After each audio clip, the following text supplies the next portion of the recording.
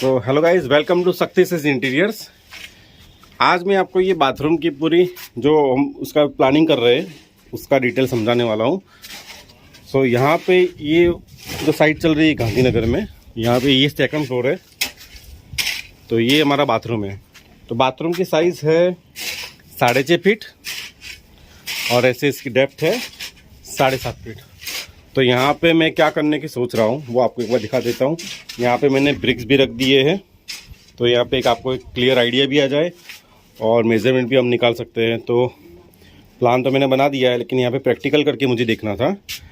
सो ये हमारा डोर हो गया, बाथरूम का डोर हो गया। या हम यहाँ से स्टार्ट करते हैं। ये हमारा बाथरूम का डोर हो गया। ये हमारी बैक साइड की वॉल है। ये बेडरूम और बाथरूम की कॉमन वॉल है। और ये मेरा जो स्टेयरकेस जा रहा है उसकी वॉल आपको एक बार दिखा देता हूँ। पोजीशन ऐसे है, राइट। देखिए, तो मैंने प्लानिंग क्या किया है। तो ये हमारा बाथरूम है, ये मेरा डोर हो गया। हवा बहुत चल रही है।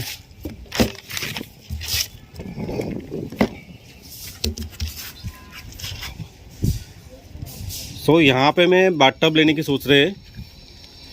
यहाँ पे बाथटब ले रहे 5 फीट बाय 2 फुट 8 इंच का आएगा। ऐसे इसकी लेंथ रहेगी 5 फीट और ऐसे रहेगा 32 इंच का।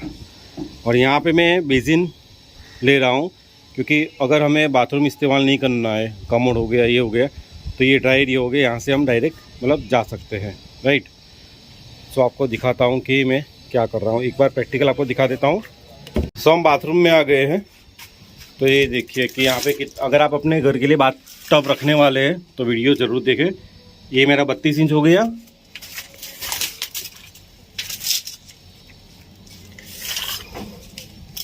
और यहाँ से मैंने ये 5 फीट ले लिया। तो ये 5 फीट बाय 2 फुट 8 इंच का ये बाथटब हो गया। यहाँ पे हम बेसिन ले रहे हैं। तो बेसिन के लिए कितनी स्पेस मिल रही है? बेसिन के लिए हमें अप्रोक्स 2.5 फीट की जगह मिल रही है, जो इनफ है। यहाँ पे काउंटर टॉप आएगा, यहाँ पे मिरर आएगा। ये वाला जो कॉर्नर है ये मैंने डग ले लिया है इसकी पाइपिंग यहाँ से गुजारने के लिए। तो बाथटब आएगा, उसकी भी पाइपिंग यहाँ से निकल जाएगी। और ये मेरा जो वाटर क्लोजेट आएगा वो डग में से होके बाहर थ्रू आउट निकल जाएगा। तो ये मेरा यहाँ पे वाटर क्लोजेट हो गया। तो यहाँ पे कितनी स्पेस रखी है आपको बता देता हूँ, और आपको कितनी मिनिमम रखनी चाहिए। तो यहाँ पे मैंने 32 इंच की स्पेस रखी हुई है। अभी टाइल्स भी लगेगी तो 1 इंच और कवर हो जाएगा। ये तो ब्रिक है इसलिए आपको थोड़ा ज़्यादा मोटा लग रहा है। यहाँ पे मैं साइड में यहाँ पे ग्लास लेने वाला हूँ। यहाँ पे वॉल हैंगिंग WC आएगा, तो यहाँ पे एक पार्टीशन बनाना पड़ेगा हैंगिंग के लिए, पाइप्स के लिए। सो ये मेरा ये हो गया। और मेरा जो शावर एरिया है वो अब मेरे को कितना मिल रहा है,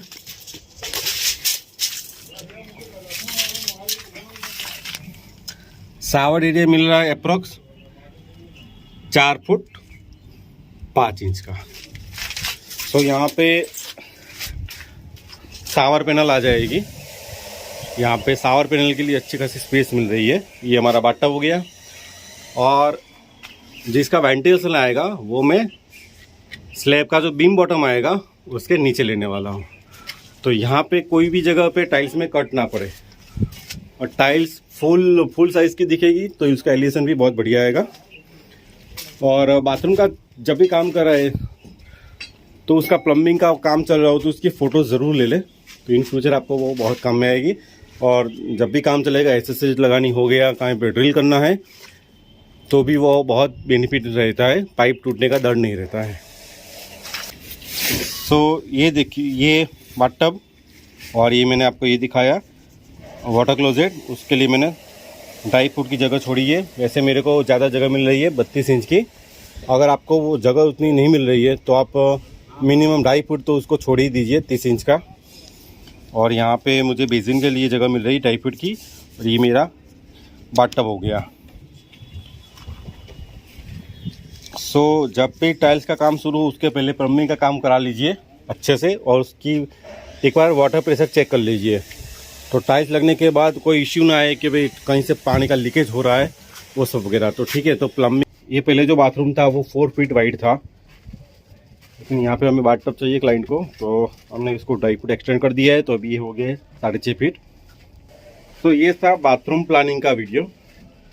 तो इसमें आपको कैसा लगा? अगर आपके लिए हेल्पफुल है तो कमेंट में ज़रूर बताइए। तो ऐसे ही इंटीरियर के अपडेट देखने के लिए आप हमारे चैनल को लाइक शेयर सब्सक्राइब जरूर कीजिए। मिलते हैं हमारे नेक्स्ट वीडियो में। Thanks for watching.